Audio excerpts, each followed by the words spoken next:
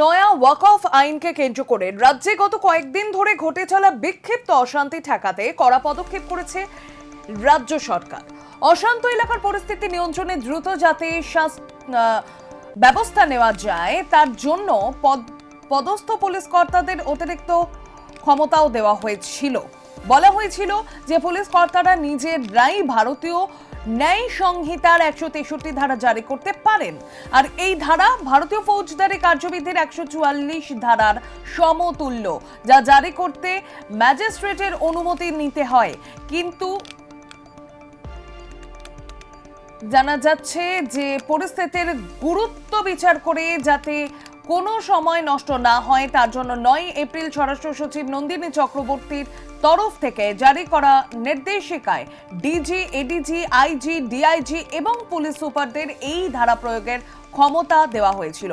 পরিস্থিতি স্বাভাবিক হতেই সেই নির্দেশিকা প্রত্যাহার করে নিল নবান্ন।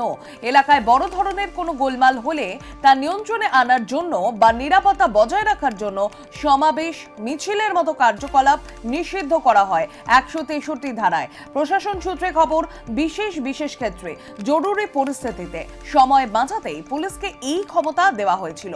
গত কয়েকদিনে ওয়াকফ প্রতিবাদে অশান্তির আবহে মুর্শিদাবাদ, দক্ষিণ চব্বিশ পরগনার মতো দু একটি জায়গায় তেমনই পরিস্থিতি হয়েছিল যাতে পুলিশ প্রশাসনকে 163 ধারা প্রয়োগ করতে হয়। তা লাগু ছিল 17 এপ্রিল পর্যন্ত।